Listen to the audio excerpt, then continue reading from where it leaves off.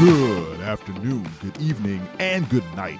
It is the O Wrestling Podcast. I'm your host, CW. Thank you so much for listening. Make sure to hit the bell on YouTube and subscribe on any podcasting platform. Today, we're going to talk about wrestling. Nothing in particular. This is Friday, the 7th of April. It is the first SmackDown post-WrestleMania. And I think it's going to do big numbers. Not for the reason anyone wants, because they think it's going to be good. I think people are going to watch because they are hoping it's not bad.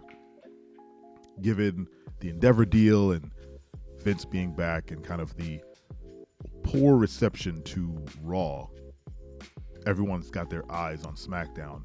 If the booking goes south, or if we get reports of, script changes during the day or whatever, it's not going to be looking good for wrestling fans in particular. But, what can you do? You can not watch, you can watch, whatever. I'll be watching.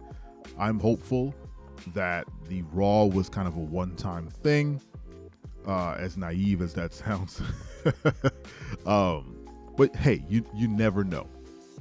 You never know, right? We didn't think Vince would ever leave. He left for like 9 months, which is 9 months longer than he ever was away from the company. We thought WWE wouldn't get sold, and it did. How weird is that? Now Vince has a boss, which is a thing that has never happened before. I think the last time he had a boss, it was his dad, back in the 70s or something. Yeah, who knows what's going to happen on SmackDown? I don't believe there's any scheduled matches being promoted for the show, other than they're promoting that Triple H is going to make an announcement, or he's going to address the WWE universe. That's what he said. That's all we know. Who knows what he's going to say? Who knows? SmackDown has consistently been one of the better experiences the past 9 months. It has a lot to do with talent. It has a lot to do with the shorter show. It's more condensed, so there's just logistically more wrestling going on versus a 3-hour show. There are down spots, obviously. Anything with Bray Wyatt or Uncle Howdy was kind of a downer. I keep taking shots at Bray Wyatt, but I can't overstate how poor his return was. Anyway, in the wake of Vince rearing his four-headed, poorly created head, Hydra body back into wrestling, I started asking myself, what am I going to do if Vince starts booking again? And I don't really want to promote anything that dude does. Just on principle. But I was like, well, what would I do with this, show or the content or whatnot? And it got me thinking even deeper to why I even like wrestling to begin with. It's not something I ever sit down and think about or analyze. I just know that I grew up watching wrestling kind of in spurts, kind of off to the side. I really got into it in high school through going to college maybe, and then kind of took a dip and stopped really paying a whole lot of attention, and got back into it maybe, I don't know, 4 years ago.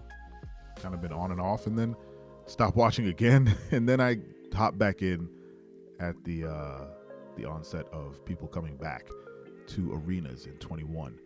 And now I'm faced with another not a dilemma, but I'm faced with questioning why I enjoy wrestling to begin with. So I kind of looked back on my history of wrestling and said, you don't really have a favorite wrestler. I think I mentioned that Kane was my favorite wrestler growing up. Mostly because he looked the most like a superhero or supervillain. But outside of that, I can't name you a great Kane match. I can name you a bunch of great Undertaker and Kane segments, and that kind of resonated with me. Where I was like, "You're the dork who likes the entrance." I'm a sucker for a great, entrance Titantron music combo, right? I love Too Cool and their entrance when they come out, and their dance when they finish. Undertaker has always had some of the best entrances in professional wrestling. The Rock's return, that Hollywood return, where his music didn't kick on for like a minute. It was just like a helicopter shot on the Titantron, and everyone was like, "What's happening?" And then it does the whisper, "It's cooking." And then he comes out, and the pop that gets, oh my goodness.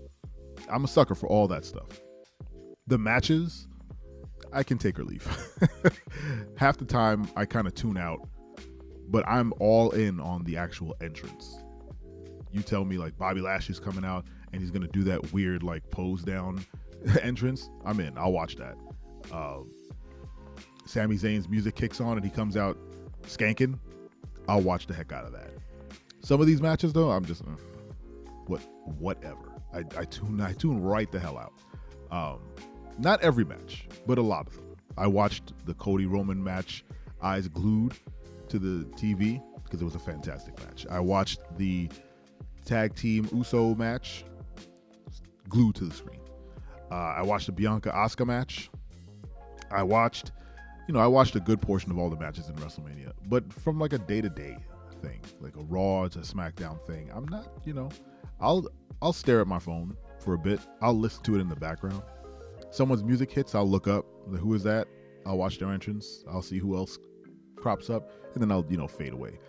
I am the definition of a casual fan, and honestly, I think a lot of my wrestling fandom comes from like just visual stimulation. It's like the lights are bright and everything's happening, and the music's kicking on, and everyone's just having a good time, and I enjoy people having a good time. And wrestlers in their entrance always seem like they're having the most fun. Just take Shotzi, for example. She comes out in a tank. Where else can she do that in the world? Like a national stage, on national TV, she can drive a makeshift tank out, press a button, and fire fireworks out of it. That's crazy talk. China used to come out with a fireworks gun for no other reason that she was like, maybe I'll just shoot fireworks into the air. Definitely a fire code violation. Definitely not safe for anybody. Cody Rhodes, the man, comes out and lets the crowd scream "Whoa!" at him. He loves it.